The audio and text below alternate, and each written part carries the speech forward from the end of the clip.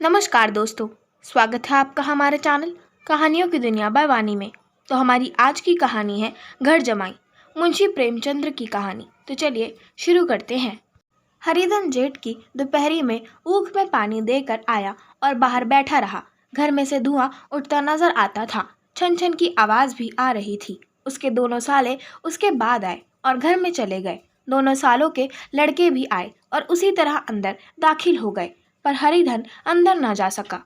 इधर एक महीने से उसके साथ यहाँ जो बर्ताव हो रहा था और विशेषकर कल उसे जैसी फटकार सुननी पड़ी, वह उसके पाँव में बेड़ियां से डाले हुए था। कल उसकी सास ही ने तो कहा था, मेरा जी तुमसे भर गया, मैं तुम्हारी जिंदगी का ठेका लिए बैठी हूँ क्या।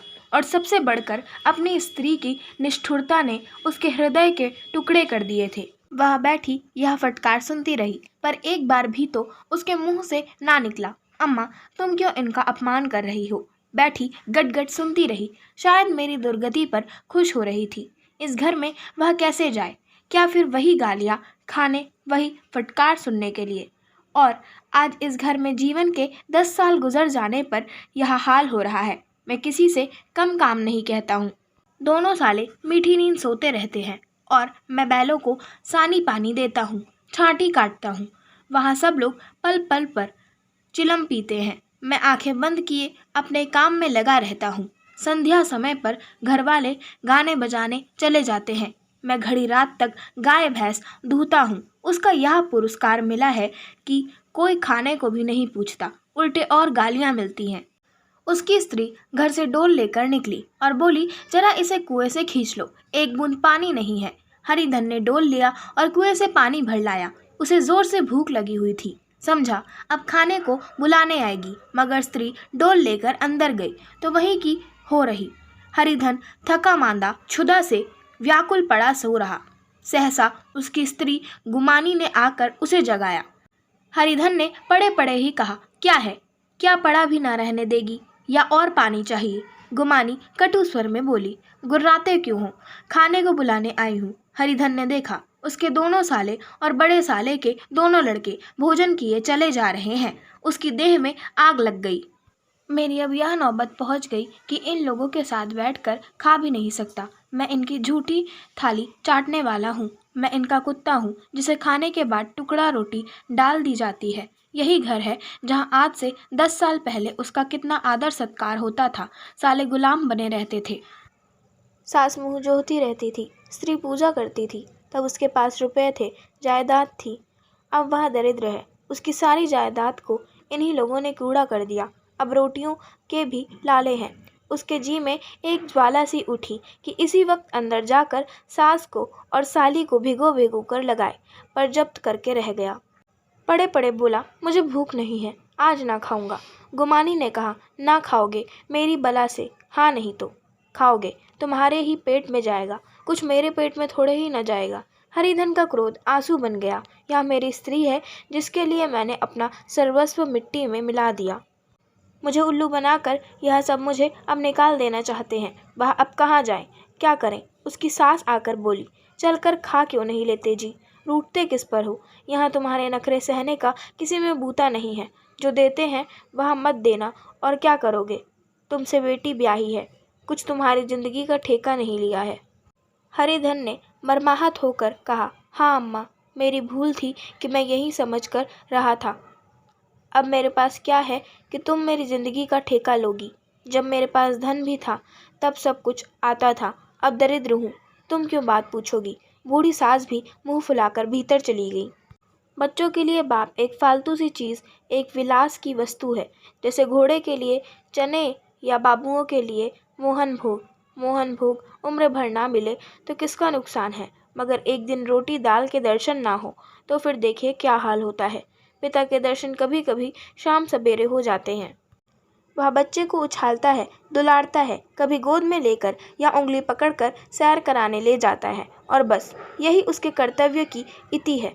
वह परदेश चला जाए, बच्चे को परवाह नहीं होती, लेकिन माँ तो बच्चे का सर्वस्व है। बालक एक मिनट के लिए भी उसका वियोग नहीं सह सकता।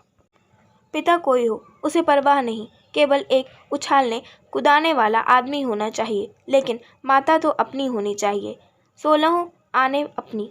वही रूप, वही रंग, वही प्यार, वही सब कुछ। वह अगर नहीं है तो बालक के जीवन का स्रोत मानो सूख जाता है। फिर वह शिव का नंदी है, पर फूल या जल चढ़ाना लाजिमी नहीं, अख्तियारी है। हरिधन की माता का आज 10 साल हुए देहांत हो गया था। उस वक्त उसका विवाह हो चुका था। वह 16 साल का कुमार था, पर माँ के मरते ही उसे मालूम हुआ कि मैं कितना निस्सहाय हूँ, जैसे उस घर पर उसका अधिकार ही ना रहा हो। बहनों के विवाह हो चुके थे, भाई कोई दूसरा ना था। बेचारा अकेले घर में जाते भी डरता था।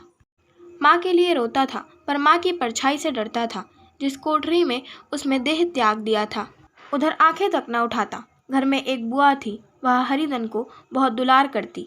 हरिधन को अब दूध ज़्यादा मिलता, काम भी कम करना पड़ता। बुआ बार बार पूछती, बेटा कुछ खाओगे? बाप भी अब उसे ज़्यादा प्यार करते। उसके लिए अलग एक गाय मंगवा दी। कभी कभी उसे कुछ पैसे देते कि जैसे चाहे खर्च करे, पर इन मरहमों से वह घाव न पूरा होता था जिसने उसकी आत्मा को आहत कर दिया था। वह दुलार और प्यार बार बार माँ की याद दिलाता। माँ की घुड़कियों में जो मज़ा था, वह क्या इस दुलार में था? माँ से मांग कर, लड़क कर, ठुनक कर, रूठ कर लेने में जो आनंद था, वह क्या भिक्षादान में था? पहले वह स्वस्थ था, मांग मांग कर खाता था, लड़ लड़ कर खाता। अब वह बीमार था, अच्छे से अच्छे पदार्थ उसे दिए जाते थे, पर भूख न थी। साल भर तक वह इसी दशा में रहा। फिर दुनिया बदल गई। एक नई स्त्री, जिसे लोग उसकी माता कहते थे, उसके घर में आई और देखते देखते एक काली घटा की तरह उसके संकुचित भूमंडल पर छा गई। सारी हरियाली, सारे प्रकाश पर अंधकार का पर्दा पड़ गया। हरिधन ने इस नकली माँ से बात तक ना की, कभी उसके पास ना गया तक नहीं। एक दिन घर से निकला और ससुराल चला गया। बाप ने बार बार बुलाया, पर उसके जीते जी वह फिर उस घर में ना गया। जिस दिन उसके पिता के देहांत की सूचना मिली, उसे एक प्रकार का ईर्ष्यामय हर्ष हुआ। उसकी आंखों में आंसू की एक बूंद भी ना आई। इस नए संसार में आकर हरिधन को एक बार फिर मातृ स्नेह का आनंद मिला। उसकी सास ने ऋषि वरदान की भांति उसके शून्य जीवन को विभूतियों से परिपूर्ण कर दिया। मरुभूमि में हरियाली उत्पन्न हो गई। सालियों की चुहल में, सास के स्नेह में, सालों के वाक विलास में और स्त्री के प्रेम में उसके जीवन की सारी आकांक्षाएं पूरी हो गई। सास कहती, बेटा तुम इस घर को अपना ही समझो, तुम ही मेरी आंखों के तारे हो। वह उससे अपने लड़कों की, बहुओं की शिकायत करती। वह दिल में समझता था, सास जी मुझे अपने बेटों से भी ज्यादा चाहती हैं। बाप के मरते ही वह घर गया और अपने हिस्से की जायदाद को कूड़ा करके रुपयों की थैली लिए फिर आ गया। अब उसका दूना आदर सत्कार होने लगा। उसने अपनी सारी संपत्ति सास के चरणों पर अर्पण करके अपने जीवन को सार्थक कर दिया। अब तक उसे कभी कभी घर की याद आ जाती थी, अब भूल कर भी उसकी याद न आती, मानो वह उसके जीवन का कोई भीषण कांड था जिसे भूल जाना ही उसके लिए अच्छा था। वह सबसे पहले उठता, सबसे ज्यादा काम करता। उसका मनोयोग, उसका परिश्रम देखकर गांव के लोग दांतों उंगली दबाते थे। उसके ससुर का भाग्य बखारते, जिसे ऐसा दामाद मिल गया। लेकिन ज्यों ज्यों दिन गुजरते गए, उसका मान सम्मान घटता गया। पहले देवता था, फिर घर का आदमी, अंत में घर का दास हो गया। रोटियों में भी बाधा पड़ गई, अपमान होने लगा। अगर घर के लोग भूखों मरते और साथ ही उसे भी मरना पड़ता, तो उसे जरा भी शिकायत न होती। लेकिन जब वह देखता और लोग मूंछों पर ताव दे रहे हैं, केवल मैं ही दूध की मक्खी बना दिया गया हूँ, तो उसके अंतस्थल से एक लंबी ठंडी आह निकल जाती। अभी उसकी उम्र कुछ 25 साल की तो थी। इतनी उम्र इस घर में कैसे गुजरेगी? और तो और उसकी स्त्री ने भी आंखें फेर ली। यह उस विपत्ति का सबसे क्रूर दृश्य था। हरिधन तो उधर भूखा प्यासा चिंता दाह में जल रहा था, इधर घर में सास जी और दोनों सालों में बात हो रही थी। गुमानी भी हाँ में हाँ मिलाती जाती थी। बड़े साले ने कहा, हम लोगों की बराबरी करते हैं। यह नहीं समझते कि किसी ने उसकी जिंदगी भर का बीड़ा थोड़े ही लिया है। 10 साल हो गए, इतने दिनों में क्या 2-3 हजार न हड़प गए होंगे। छोटे साले ने कहा, मजूर हो तो आदमी घुड़के भी, डांटे भी, अब इनसे कोई क्या कहे। ना जाने इनसे कब पिंड छूटेगा भी या नहीं। अपने दिल में समझते होंगे मैंने 2000 रुपये नहीं दिए हैं। यह नहीं समझते कि उनके 2000 रुपये कब के उड़ चुके हैं। सवा सेर तो 1 जून को चाहिए। सास गंभीर भाव से बोली, बड़ी भारी खुराक है। गुमानी माता के सिर से जूं निकल रही थी। सुलगते हुए हृदय से बोली, निकम्मे आदमी को खाना के सिवा और काम ही क्या रहता है। बड़े खाने की कोई बात नहीं है, जिसको जितनी भूख हो उतना खाए, लेकिन कुछ पैदा करना चाहिए। यह नहीं समझते कि पहुनई में किसी के दिन कटे हैं। छोटे, मैं तो एक दिन कह दूंगा। अब आप अपनी राह लीजिए, आपका कर्जा नहीं खाया है। गुमानी घर वालों की ऐसी ऐसी बातें सुनकर अपने पति से द्वेष करने लगी थी। अगर वह बाहर से 4 पैसे लाता तो इस घर में उसका कितना मान सम्मान होता। वह भी रानी बनकर रहती। न जाने क्यों कहीं बाहर जाकर कमाते उसकी नानी मरती है। गुमानी की मनोवृत्तियां अभी तक बिल्कुल बालपन की सी थी। उसका अपना कोई घर ना था। उसी घर का हित अहित उसके लिए भी प्रधान था। वह भी उन्हीं शब्दों में विचार करती, इस समस्या को उन्हीं आंखों से देखती जैसे उसके घर वाले देखते थे। सच तो है, 2000 रुपये में क्या किसी को मोल ले लेंगे। 10 साल में 2000 रुपये होते ही क्या हैं। 200 ही तो साल भर के हुए। क्या 2 आदमी साल भर में 200 भी ना खाएंगे। फिर कपड़े लत्ते, दूध घी सब कुछ तो है। 10 साल हो गए, एक पीतल का छल्ला नहीं बना। घर से निकलते तो जैसे इनके प्राण निकलते हैं। जानते हैं, जैसे पहले पूजा होती थी वैसे ही जन्म भर होती रहेगी। या नहीं सोचते कि पहले और बात थी, अब और बात है। बहू ही पहले ससुराल जाती है तो उसका कितना महात्म होता है। उसके डोली से उतरते ही बाजे बजते हैं। गांव मोहल्ले की औरतें उसका मुंह देखने आती हैं और रुपये देती हैं। महीनों उसे घर भर से अच्छा खाने को मिलता है, अच्छा पहनने को। कोई काम नहीं लिया जाता, लेकिन 6 महीने बाद कोई उसकी बात भी नहीं पूछता। वह घर भर की लौड़ी हो जाती है। उनके घर में मेरी तो वही गति होती। फिर काहे को रोना। जो यह कहो कि मैं तो काम करता हूँ तो तुम्हारी भूल है। मजूर और बात है, उसे आदमी डांटता भी है, मारता भी है। जब चाहता है रखता है, जब जी चाहता है निकाल देता है, कसकर काम लेता है। यह नहीं कि जब जी में आया कुछ काम किया, जब जी में आया पढ़कर सो रहे। हरिधन भी पड़ा अंदर ही अंदर सुलग रहा था कि दोनों साले बाहर आए और बड़े साहब बोले, भैया उठो, तीसरा पहर ढल गया, कब तक सोते रहोगे, सारा खेत पड़ा है। हरिधन चट से उठ बैठा और तीव्र स्वर में बोला, क्या तुम लोगों ने मुझे उल्लू समझ लिया है। दोनों साले हक्का बक्का हो गए। जिस आदमी ने कभी जबान नहीं खोली, हमेशा गुलामों की तरह हाथ बांधे हाजिर रहा, वह आज एकाएक इतनी आत्माभिमानी हो गया। यह उनको चौंका देने के लिए काफ़ी था।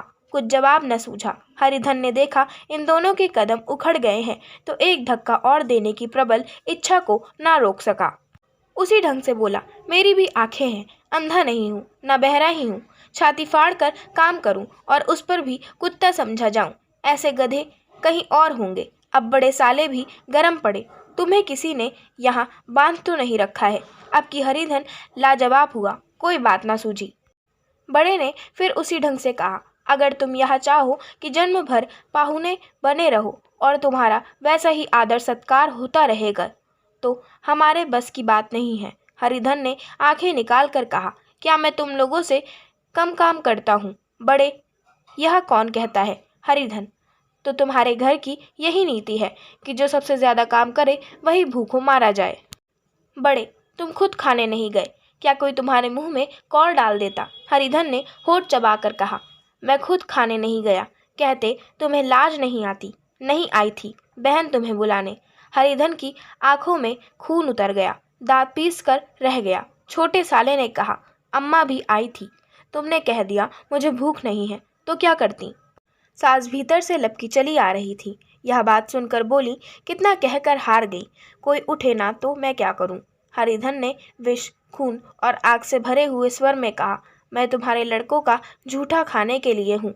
मैं कुत्ता हूँ कि तुम लोग खाकर मेरे सामने रूखी रोटी का टुकड़ा फेंक दो। बुढ़िया ने ऐंठ कर कहा, तो क्या तुम लड़कों की बराबरी करोगे?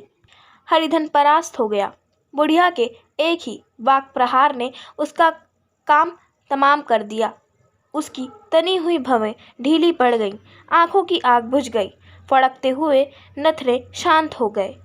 किसी आहत मनुष्य की भांति वह जमीन पर गिर पड़ा। क्या तुम मेरे लड़कों की बराबरी करोगे? यह वाक्य एक लंबे भाले की तरह उसके हृदय में चुभता चला जाता था। न हृदय का अंत था, न उस भाले का। सारे घर ने खाया पर हरिधन न उठा। सास ने मनाया, सालियों ने मनाया, ससुर ने मनाया, दोनों सालों ने मनाया, पर मनाकर हार गए। हरिधन न उठा। वहां द्वार पर एक टाट पड़ा था। उसे उठाकर सबसे अलग कुएं पर ले गया और जगत पर बिछाकर पड़ा रहा। रात भीग चुकी थी। अनंत आकाश में उज्जवल तारे बालकों की भांति क्रीड़ा कर रहे थे। कोई नाचता था, कोई उछलता था, कोई हंसता था, कोई आंखें मीच कर फिर खोल देता था। रह रहकर कोई साहसी बालक सपाटा भरकर एक पेल में उस विस्तृत क्षेत्र को पार कर लेता था और ना जाने कहाँ छा जाता था। हरिधन को अपना बचपन याद आया, जब वह भी इसी तरह क्रीड़ा करता था। उसी बाल स्मृतियां उन्हीं चमकीले तारों की भांति प्रज्वलित हो गई। वह अपना छोटा सा घर, वह आम का बाग जहाँ वह केरियां चुना करता था, वह मैदान जहाँ कबड्डी खेला करता था, सब उसका याद आने लगा। फिर अपनी स्नेहमयी माता की सदैव मूर्ति उसके सामने खड़ी हो गई। उन आंखों में कितनी करुणा थी, कितनी दया थी। उसे ऐसा जान पड़ा मानो माता की आंखों में आंसू भरे उसे छाती से लगा लेने के लिए हाथ फैलाए उसकी ओर चली आ रही हैं। वह उस मधुर भावना में अपने को भूल गया। ऐसा जान पड़ा मानो माता ने उसे छाती से लगा लिया है और उसके सिर पर हाथ फेर रही हैं। वह रोने लगा, फूट फूट कर रोने लगा। उसी आत्मसम्मोहित दशा में उसके मुंह से यह शब्द निकले, अम्मा, तुमने मुझे इतना भुला दिया। देखो तुम्हारे प्यारे लाल की क्या दशा हो रही है। कोई उस पानी को भी नहीं पूछता क्या जहाँ तुम हो वहाँ मेरे लिए जगह नहीं है। सहसा गुमानी ने आकर पुकारा, क्या सो गए तुम? ऐसी भी क्या राक्षसी नींद? चलकर खा क्यों नहीं लेते? कब तक कोई तुम्हारे लिए बैठा रहे? हरिधन उठ बैठा और मानो तलवार म्यान से निकाल कर बोला, भला तुम्हें मेरी सुध तो आई। मैंने कह तो दिया था मुझे भूख नहीं है। गुमानी तो कितने दिन तक ना खाओगे? अब इस घर का पानी भी ना पीऊंगा। तुझे मेरे साथ चलना है या नहीं? दृढ़ संकल्प से भरे हुए इन शब्दों को सुनकर गुमानी सहम उठी, बोली, कहाँ जा रहे हो? हरिधन ने मानो नशे में कहा, तुझे इससे क्या मतलब? मेरे साथ चलेगी या नहीं? फिर पीछे से ना कहना, मुझसे ना कहना। गुमानी आपत्ति के भाव से बोली, तुम बताते क्यों नहीं कहाँ जा रहे हो? तुम मेरे साथ चलेगी या नहीं? जब तक बता ना दोगे मैं ना जाऊंगी। तो मालूम हो गया तू नहीं जाना चाहती। मुझे इतना ही पूछना था, नहीं तो अब तक मैं आधी दूर निकल गया होता। यह कहकर उठा और अपने घर की ओर चला। गुमानी पुकारती रही, सुन लो, पर उसने फिर कर भी ना देखा। 30 मील की मंजिल हरिधन ने 5 घंटों में तय की। जब वह अपने गांव की अमराइयों के सामने पहुंचा तो उसकी मातृ भावना उषा की सुनहरी गोद में खेल रही थी। उन वृक्षों को देखकर उसका व्रीहिल हृदय नाचने लगा। मंदिर का सुनहरा कलश देखकर वह इस तरह दौड़ा मानो एक छलांग में उसके ऊपर जा पहुंचेगा। वह वेग में दौड़ा जा रहा था, मानो उसकी माता गोद फैलाए उसे बुला रही हो। जब वह आमों के बाग में पहुंचा, जहां डालियों पर बैठकर वह हाथी की सवारी का आनंद पाता था, जहां के कच्चे बेरों और लिसोड़ों में एक स्वर्गीय स्वाद था, तो वह बैठ गया और भूमि पर सिर झुकाकर रोने लगा, मानो अपनी माता को अपनी विपत्ति कथा सुना रहा हो। वहाँ की वायु में, वहाँ के प्रकाश में मानो उसकी विराट रूपिणी माता व्याप्त हो रही थी। वहाँ की अंगुल अंगुल भूमि माता के पदचिन्हों से पवित्र थी। माता के स्नेह में डूबे हुए शब्द अभी तक मानो आकाश में गूंज रहे थे। इस वायु और इस आकाश में न जाने कौन सी संजीवनी थी, जिसने उसके शोकार्त हृदय को फिर बालोत्साह से भर दिया। वह एक पेड़ पर चढ़ गया और उधर से आम तोड़ तोड़ कर खाने लगा। सास के वह कठोर शब्द, स्त्री का वह निष्ठुर आघात, वह सारा अपमान उसे भूल गया। उसके पांव फूल गए थे, तलवों में जलन हो रही थी, पर इस आनंद में उसे किसी बात का ध्यान न था। सहसा रखवाले ने पुकारा, वह कौन ऊपर चढ़ा है रे? उतर, अभी नहीं तो ऐसा पत्थर खींच कर मारूंगा कि वहीं ठंडे हो जाओगे। उसने कई गालियां भी दी। इस फटकार और इन गालियों में इस समय हरिधन को अलौकिक आनंद मिल रहा था। वह डालियों में छिप गया, कई आम काट काट नीचे गिराए और जोर से ठट्ठा मार कर हंसा। ऐसी उल्लास से भरी हुई हंसी उसने बहुत दिन से ना हंसी थी। रखवाले को यह हंसी परिचित मालूम हुई, मगर हरिधन यहाँ कहाँ, वह ससुराल की रोटियां तोड़ रहा है। कैसा हंसोड़ा था, कितना चिबिल्ला, न जाने बेचारा का क्या हाल हुआ। पेड़ की डाल से तालाब में कूद पड़ता था। अब गांव में ऐसा कौन है, डांट कर बोला, वहां से बैठे बैठे हंसोगे तो आकर सारी हंसी निकाल दूंगा, नहीं तो सीधे उतर आओ। वह गालियां देते जा रहा था कि एक गुठली आकर उसके सिर पर लगी। सिर सहलाता हुआ बोला, यह कौन शैतान है? नहीं मानता, ठहर तो मैं आकर तेरी खबर लेता हूँ। उसने अपनी लकड़ी नीचे रख दी और बंदरों की तरह चटपट ऊपर चढ़ गया। देखा तो हरिधन बैठा मुस्कुरा रहा है। चकित होकर बोला, अरे हरिधन, तुम यहाँ कब आए? इस पेड़ पर कब से बैठे हो? दोनों बचपन के सखा वहीं गले मिले। यहाँ कब आए? चलो घर चलो। भले आदमी, क्या वहाँ आम भी मयस्सर न होते थे? हरिधन ने मुस्कुरा कर कहा, मंगरू, इन आमों में जो स्वाद है वह और कहीं के आमों में नहीं है। गांव का क्या रंग ढंग है मंगरू, सब चैन चान है भैया। तुमने तो जैसे नाता ही तोड़ लिया। इस तरह कोई अपना गांव छोड़कर जाता है? जब से तुम्हारे दादा मरे सारी गिरस्ती चौपट हो गई। 2 छोटे छोटे लड़के हैं, उनके लिए क्या होता है? हरिधन, अब उस गिरस्ती से क्या वास्ता है भाई? मैं तो अपना ले दे चुका, मजूरी तो मिलेगी ना। तुम्हारे गया ही चरा दिया करूँगा, मुझे खाने को दे देना। मंगरू ने अविश्वास के भाव से कहा, अरे भैया, कैसी बातें करते हो? तुम्हारे लिए जान हाजिर है। क्या ससुराल में अब न रहोगे? कोई चिंता नहीं, पहले तो तुम्हारा घर ही है, उसे संभालो। छोटे छोटे बच्चे हैं, उनको पालो। तुम नई अम्मा से नाहक डरते थे, बड़ी सीधी है बेचारी, बस अपनी माँ समझो, तुम्हें पाकर तो निहाल हो जाएगी। अच्छा, घरवाली को भी तो लाओगे? हरिधन, उसका अब मुंह ना देखूंगा, मेरे लिए वह मर गई।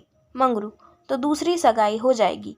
अब की ऐसी महरिया ला दूंगा कि उसके पैर धो धोकर पियोगे। लेकिन कहीं पहली भी आ गई तो? हरिधन, वह ना आएगी। हरिधन अपने घर पहुंचा तो दोनों भाई भैया आए कहकर भीतर दौड़े और माँ को खबर दी। उस घर में कदम रखते ही हरिधन को ऐसी शांत महिमा का अनुभव हुआ मानो वह अपनी माँ की गोद में बैठा हुआ है। इतने दिनों ठोकरों खाने से उसका हृदय कोमल हो गया था। जहाँ पहले अभिमान था, आग्रह था, हेकड़ी थी, वहाँ अब निराशा थी, पराजय और याचना थी। बीमारी का जोर कम हो चला था, अब मामूली दवा भी असर कर सकती थी। किले की दीवारें छिद चुकी थीं, अब उसमें घुस जाना असाध्य न था। वही घर जिससे वह एक दिन विरक्त हो गया था, अब गोद फैलाए उसे आश्रय देने को तैयार था। हरिधन का निर्वलंब मन यह आश्रय पाकर मानो तृप्त हो गया। शाम को विमाता ने कहा, बेटा तुम घर आ गए, हमारे धन्य भाग। अब इन बच्चों को पालो। माँ का नाता न सही, बाप का नाता तो है ही। मुझे एक रोटी दे देना, खाकर एक कोने में पड़ी रहूंगी। तुम्हारी अम्मा से मेरी बहन का नाता है, उस नाते से तुम मेरे लड़के होते हो। हरिधन ने मात्र विहल आंखों से विमाता के रूप में अपनी माता के दर्शन किए। घर के एक एक कोने से मात्र स्मृतियों की छटा चांदनी की भांति छिटकी हुई थी। विमाता का प्रौढ़ मुखमंडल भी उसी छटा से रंजित था। दूसरे दिन हरिधन फिर कंधे पर हल रखकर खेत को चला। उसके मुख पर उल्लास था और आंखों में गर्व। वह अब किसी का आश्रित नहीं, आश्रयदाता था। किसी के द्वार का भिक्षुक नहीं, घर का रक्षक था। एक दिन उसने सुना गुमानी ने दूसरा घर लिया। माँ से बोला, तुमने सुना काकी, गुमानी ने घर कर लिया। काकी ने कहा, घर क्या कर लेगी, ठट्टा है, बिरादरी में ऐसा अंधेर। पंचायत नहीं, अदालत तो है। हरिधन ने कहा, नहीं काकी, बहुत अच्छा हुआ। ला महावीर जी को लड्डू चढ़ाऊं। मैं तो डर रहा था कहीं मेरे गले ना आ पड़े। भगवान ने मेरी सुन ली। मैं वहाँ से यही ठान कर चला था, अब उसका मुंह ना देखूंगा। आशा करती हूँ आपको हमारी आज की कहानी घर जमाई पसंद आई होगी। अगर आपको हमारी आज की कहानी पसंद आई हो तो हमारे चैनल को सब्सक्राइब करें, वीडियो को लाइक करें और बेल आइकन दबाना ना भूलें। और हमें कमेंट कर ज़रूर बताएं कि आपको कैसी कहानियाँ पसंद हैं। हम वैसी ही कहानियाँ आपके लिए लाते रहेंगे। धन्यवाद।